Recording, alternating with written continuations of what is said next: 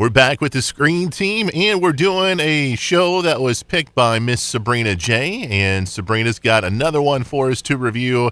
This one is called The House with a Clock in Its Walls. It's a 2018 American family fantasy horror comedy film. A family fantasy horror comedy film. Directed by Eli Roth. And if you know anything about Eli Roth, is he knows horror. Mm-hmm. Or gruesome horror, one of the two. It's based on the 1973 novel of the same name, which I did not know, which was written by John Bellers. It stars Jack Black and Cate Blanchett. So, Sabrina, we start off with the movie meeting a 10-year-old boy. His name is Lewis. Lewis is having some issues because his parents just passed away. Right. So he's got to move in with his uncle, Jonathan. And how would you describe Jonathan, played by Jack Black? Jack Black. So not much of a stretch there. No, not much of a stretch. I mean, he's eccentric. He's, flamboyant. He's extreme. He's all the far right elements on the spectrum compared to Cate Blanchett's character, who is reserved and polished, and so they kind of balance each other out. But he's a nut. He is a nut, but he's also a little special in a way too, right? He's not a witch. He's not a wizard. He's a warlock. Warlock. What the heck is a warlock? It's a male witch. Oh, okay. Well, there you go. That was easy to figure out. His best friend is played by Cate Blanchett, and the best friend's name is called Florence Zimmerman, and she is a witch. Yes. She's a witch. All right. So we got a witch, we've got a warlock, and we got a young boy. They're all kind of together in this home, and this home is pretty extravagant, right? Yes. Yes, it's a magical house. Magical house. It has a lot of clocks. It has a lot of clocks. This house has a lot of clocks? Uh-huh. And the stuff that junk turned into monsters when the bell ringed. So what you're saying is whenever it turned at a certain time, we had a magical turn of events, basically. Yeah, and the clock ringed and the monsters. What kind of monsters were they? Do you remember? There were a lot. I liked the house with the clocks in the wall, and can you tell? I liked the monsters and the monsters, the clocks, and the boy and the magic. You know what part really scared me, Luke? What? Was when they were like at the gate of the house or whatever, and there was all these pumpkins. Yeah, I made one of those.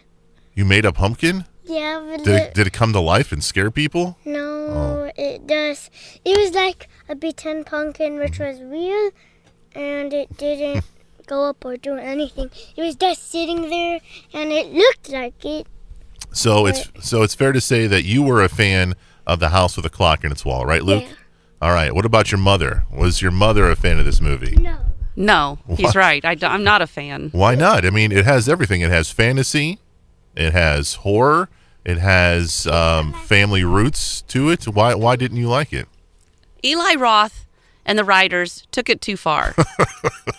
There's a scene in the woods that involves a demon, and it's horrific. As if you can put yourself in the eyes of a child, a little child, we skirted it, by not having any bad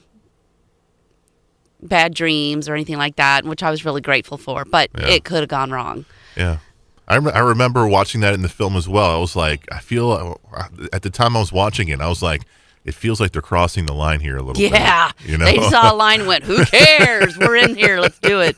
No looking back. And, if I'm a grown-up, I can forgive that. But to take my little one, my 5-year-old, to see the movie that I did not understand all of the elements of, I thought I could trust it, and I felt betrayed. So that was a deal breaker for you? It was a deal breaker for me, yeah. I don't want that movie in my house. Okay. Excuse me. At least not till he's 10. Okay. All right. Well, we're a few years away from that. Okay.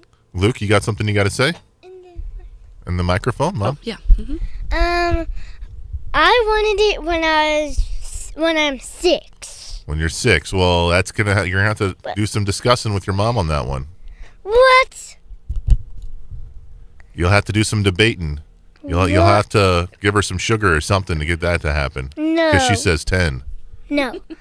But wait, I liked the part where it has the demon and the And that's why you're not getting the film. Where it has the part where it has the little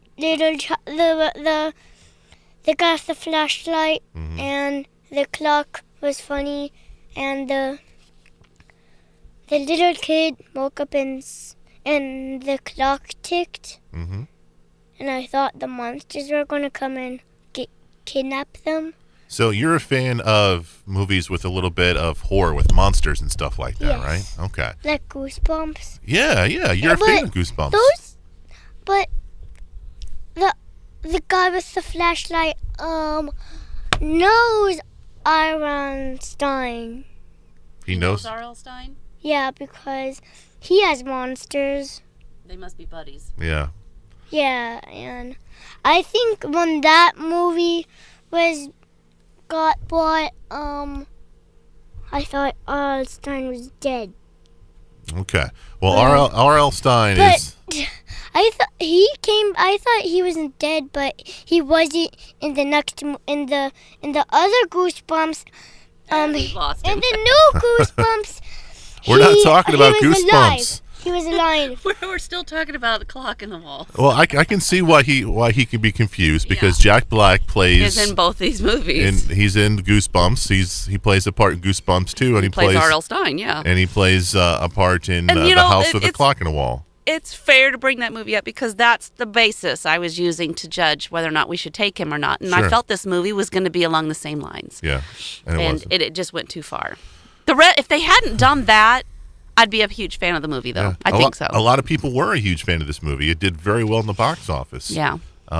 So keep that in mind. Keep that. There are some parts that might be a little bit scary for younger folks out there. What would you say as an age group for this film? Would you say 10? 10, yeah. Okay. 10 is fair. Okay. That's the same age as the boy that's in it. Okay. By then, they've had enough time to understand the difference between